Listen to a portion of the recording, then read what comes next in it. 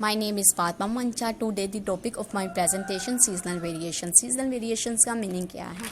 Time series में आपने देखा था टाइम सीरीज को अफेक्ट करने वाले जो डिफरेंट फैक्टर, इन फैक्टर में से एक फैक्टर सीजनल वेरिएशन भी है. सीजनल वेरिएशन का meaning, seasonal variation in the time series we means the variation due to such forces which operate in regular periodic manner with period less than 1 year. यानी पीरियड जिनका एक साल से कम होता है, या तो क्वार्टरली भी हो सकता है, हाफ ईयरली भी हो सकता है, पर मंथ भी हो सकता है. इस तरह के पीरियड जो एक साल से कम होता है, इनका जो अफेक्ट होता है that is called seasonal variations. The story of such variation which are predominantly exhibited by most of the economic and business time series of the paramount importance. Business या इकोनॉमिक टाइम सीरीज के अंदर इस तरह के लोगों के लिए बहुत इंपॉर्टेंट चीज़ होती है, बिजनेस सेल मैनेजर के लिए, सो डैट वो किस तरह की प्लानिंग कर सके. इस तरह की प्लानिंग परचेज करने के लिए किस पर्टिकुलर सीजन के अंदर किस चीज़ की डिमांड बहुत ज़्यादा आ जाती है, तो आपके पास प्रोडक्ट है ही नहीं, तो इस सिचुएशन के अंदर पहले ही प्लानिंग कर लेते हैं, तो आप ज़्यादा परचेज करें. Inventory control, selling and advertising programmes के जरिए. इसके लिए हमारे पास यहाँ 4 मेथड हैं. First method is method of simple average, ratio two trend method, ratio two moving average method, link relative method. अब हम इन अलग अलग 4 मेथड के ज़रिए सीजनल वेरिएशन को स्टडी करने की कोशिश करते हैं. सबसे पहले कौन सा मेथड लेते हैं? Method of simple average. इस मेथड के अंदर आपके पास सीजनल डाटा होगा. सीजनल डाटा मंथली भी हो सकता है, क्वार्टरली भी हो सकता है, like January, February, March, so on up to December, quarterly 1, 2, 3, 4. पहले मंथली डाटा लेते हैं. अगर मंथली डाटा के अंदर अगर मुझे वेरिएशन को स्टडी करना है तो मेथड क्या रहेगा? Seasonal index for January, average of January, general average multiply 100. अगर हमारा डाटा क्वार्टरली है तो इसके लिए average of first quarter divided general average multiply 100. Ratio two moving average method, formula ratio two moving average original value divided trend value multiply 100. Example के जरिए समझते हैं. 2001, 2 और 3 के 4 क्वार्टर का डाटा मौजूद है. Quarter 1, quarter 2, quarter 3, quarter 4. अब मैंने क्या किया, इनको वर्टिकल फॉर्म में लिख लिया है. 2001 के 4 क्वार्टर का डाटा, 2 के, 3 के और 4 के वाई वैल्यूज हमें गिवन दी गई हैं. 4 क्वार्टर मूविंग टोटल किस तरह करेंगे? वाई वैल्यूज को फर्स्ट 4 को ऐड कर लेंगे, जो आंसर आएगा इनके सेंटर में ये वैल्यू लिख देंगे. उसके बाद नेक्स्ट स्टेप में फर्स्ट वैल्यू को स्किप कर देंगे, नेक्स्ट 4 को ऐड करेंगे, जो आंसर आएंगे इनके सामने लिखेंगे. इसी तरह हमारी 4 क्वार्टर मूविंग टोटल निकल आएंगे. 2 क्वार्टर मूविंग टोटल निकालने के लिए हम क्या करेंगे? 4 क्वार्टर मूविंग टोटल की वैल्यूज को फर्स्ट 2 वैल्यूज को ऐड करेंगे, जो आंसर आएंगे इनके सेंटर में इस वैल्यू को लिख देंगे. नेक्स्ट स्टेप में फर्स्ट वैल्यू को स्किप कर देंगे, नेक्स्ट 2 वैल्यूज को ऐड करेंगे, जो आंसर आएंगे इनके सेंटर में सामने लिख देंगे. इसी तरह हमारी 2 क्वार्टर मूविंग टोटल निकल आएंगे. 4 क्वार्टर मूविंग टोटल एवरेज निकालने के लिए हम क्या करेंगे? 717 को डिवाइड कर देंगे 4 के साथ. इसी तरह हमारी 4 क्वार्टर मूविंग टोटल एवरेजेस निकल आएंगे. सीजन रिलेटिव निकालने के लिए data averages multiply 100, data 79 average 89.6 multiply 100.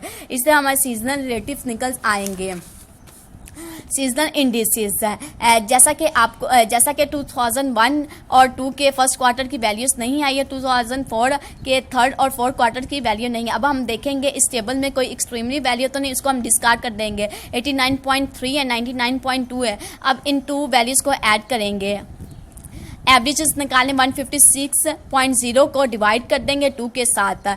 इन तमाम की एवरेज जो आई है इनका सम करेंगे. 397.70 आया है, एग्जैक्टली 400 नहीं. इसके लिए हम करेक्शन फैक्टर के जरिए सोल्व करेंगे. 400 डिवाइडेड 397.70 मल्टीप्लाई 78.0, 78.45. इस तरह हमारे सीजनल इंडेक्स निकल जाएंगे. Ratio two trend method, formula ratio two trend original value divided trend multiply 100. ये मेथड बेसिकली हमें सीजनल इंडिसेस को फाइंड करने में मदद करता है. एग्जांपल के थ्रू समझने की कोशिश करते हैं. ये डाटा बेसिकली पैसेंजरों ने ट्रैवल किया है यूके में at different level of fares and charges, जो भी इनके यहाँ पर आए हैं मिलियन पाउंड्स में शो हो रहे हैं. 2003 में फर्स्ट क्वार्टर में 71 मिलियन पाउंड्स हुए हैं. इसी तरह तमाम ईयर के क्वार्टर में हम देख सकते हैं जो अमाउंट स्पेंड हुई है. यहाँ पर ऑब्टेन क्या करना है? सीजनल इंडिसेस बनाने के लिए जो हम मेथड यूज़ कर रहे हैं, जो कि 4 मेथड होते हैं सीजनल इंडिसेस बनाने के लिए. यहाँ पर जो यूज़ करेंगे रेशियो टू ट्रेंड मेथड. इसमें जो कि ट्रेंड बनाएंगे, इसका मतलब है इसकी इक्वेशन बनाएंगे लाइन की by method of the least squares. Annual average के हवाले से हम बात कर रहे हैं. देखें हमें तो क्वार्टर में गिवन है, टाइम या ईयर के हवाले से हम बात हो रहे हैं. हमारे पास तो 2003 के 4 और 5 की एवरेजेस चाहिए. हम एवरेजेस निकालने के लिए हम इन 4 वैल्यूज़ को ऐड करेंगे और 4 के साथ डिवाइड कर देंगे. ये 86 आएगा। हमारे पास एवरेजेस कितनी आई है 86। इसी तरह हम हर ईयर की एवरेज लेते जाएंगे। होगा जो कि इंडिपेंडेंट वेरिएबल्स के लिए इसकी कोडिड कैसे करेंगे। पहले तो हम ये करेंगे 4 ईयर के डाटा को हाफ करेंगे, मतलब 2004 और 5 का जो मिड होगा हम स्टार्ट लेंगे या ओरिजिन, इसको हम 0 तस्वुर करेंगे। इसका मतलब है हम हाफ ऊपर की तरफ मूव करेंगे तो -1, नीचे की तरफ मूव करेंगे +1। हम यहाँ पर x की जो कोडिड ले रहे हैं 1/2 ईयर इक्वल है 1 यूनिट। इसका मतलब है 1 ईयर का इंटरवल कंप्लीट होगा तो हम 2 यूनिट मूव करेंगे। -3 और +3 रिग्रेशन इक्वेशन फिट करने के लिए हम जो सा मेथड यूज करेंगे by method of the least square. A equal है a + b टाइम्स x। ए और b की वैल्यूज हम नॉर्मल इक्वेशन के जरिए निकाल सकते हैं। ए कितना 89.5, b है 1.6। इक्वेशन को थोड़ा सा स्टडी करें। हमने कहा था x है जो हमारा 1/2 ईयर को रिप्रेजेंट करा। अगर x में 1 यूनिट चेंज आ रहा है तो इसका मतलब हम बात करें 1/2 ईयर की, और y हेड में कितना चेंज आएगा 1.6 का। इसका मतलब है हम हाफ का भी हाफ करेंगे। हमारे पास जो y में चेंज आएगा 1.6 को हाफ लेंगे, यानी कितना चेंज आएगा 0.8। इसका मतलब हम 1 क्वार्टर चेंज करें। टोटल क्वार्टर कितने हैं 16। यहाँ पर मैं x की जगह 0 पुट करूँगी 89.5 आ जाएगा। हम हाफ क्वार्टर मूव करेंगे, यानी इन 2 क्वार्टर का जो मिड आएगा 2004 और 5 का वो हाफ है। हाफ क्वार्टर का मतलब यह है कि एक क्वार्टर में 0.8 चेंज आ रहा है और हाफ क्वार्टर में कितना चेंज आएगा 0.4।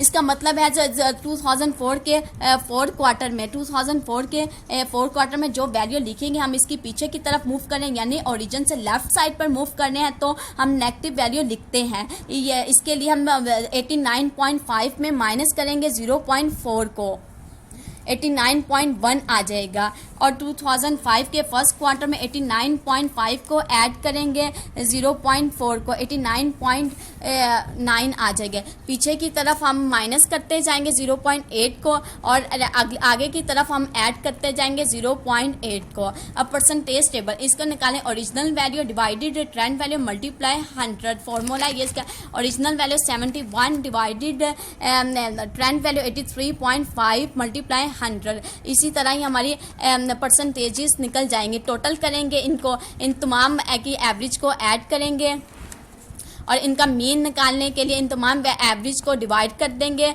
4 के साथ। इन तमाम एवरेज को ऐड करेंगे 400 के एग्जैक्ट करीब हैं ये। Link relative method formula current season figure से divided previous season figure multiply 100। पहले लिंक बनाएंगे फिर चेन बनाएंगे। लिंक बनाने के लिए हम क्या करेंगे करंट सीजन फिगर्स और प्रीवियस सीजन फिगर्स के डिवाइड कर देंगे। यहाँ हमारे पास सीजन क्या है क्वार्टर, यानी Q2 को डिवाइड कर देंगे Q1 से मल्टीप्लाई हर सीजन को पिछले सीजन से लिंक कर दें। यहाँ हमारे पास 4 ईयर डाटा मौजूद है 2003 से लेकर 2006 तक। हम सेकेंड क्वार्टर को डिवाइड करेंगे फर्स्ट क्वार्टर से मल्टीप्लाई करेंगे 100 के साथ।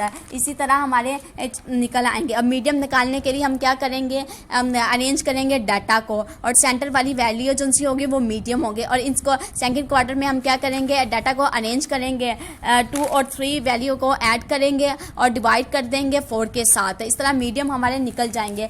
चेन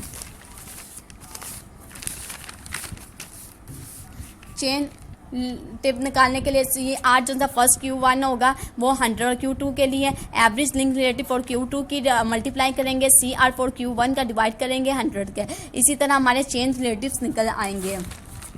यहाँ पर चेंज कितनी आई है 103.1 को माइनस कर देंगे 100 के साथ 3.1 आ जाएगा। This increase of 3.1 is due to trend component present in the data. 3.1 को डिवाइड करेंगे 4 के साथ 0.775 आ जाएगा। अब 0.775 को माइनस करेंगे सेकंड चेन को सेकंड CR फॉर Q2 से 125.32 आ जाएगा। इसी तरह हमारी एडजस्टेड चेन रिलेटिव आ जाएंगे। इन सब की वैल्यूज़ को ऐड करेंगे। ये एग्जैक्टली 400 आना चाहिए, 400 नहीं है। इसके लिए हम करेक्शन फैक्टर के जरिए सॉल्व करेंगे। 400 85.65 मल्टीप्लाई 182.4। इस तरह हमारे सारे सीजनल इंडेक्स आ जाएंगे। Exponential smoothing methods give large weight to more recent observation and the weight decrease exponentially as the observation become more distant. These methods are most effective when the parameter describing the time series are changing slowly over time. Exponential smoothing model ft plus 1 alpha at actual value plus 1 minus alpha multiply ft. Example alpha इन्होंने दिया हुआ हमें 0.2 sales the actual sale represented by 84 cost since the forecast require both actual forecast value for the last period sometimes give if forecast value for the first period if no forecast value for the first period is given then we assume f1 equal है a1 के that is first forecast value assume to forecast value first actual value so f1 equal है 39.00 formula alpha इन्होंने हमें दिया हुआ 0.2 given 80 previous 39 plus 1 minus alpha 0.8 ft 39.0 इन तमाम values को add करेंगे 39.00 आंसर। इसी तरह हम f1 f2 f3 f4 और f5 और 6 7 की भी वैल्यूज़ निकल आएंगी। Next we compute the mean square error. Mean square error के लिए क्या करेंगे 80 को माइनस करेंगे ft एक्चुअल वैल्यू को माइनस करेंगे फोरकास्ट वैल्यू से और इसका स्क्वायर लेगा एरर का स्क्वायर आ जाएगा। मीन स्क्वायर एरर किस तरह निकालेंगे इन तमाम वैल्यूज़ को ऐड करेंगे डिवाइड कर देंगे 6 के साथ आगे में 11.58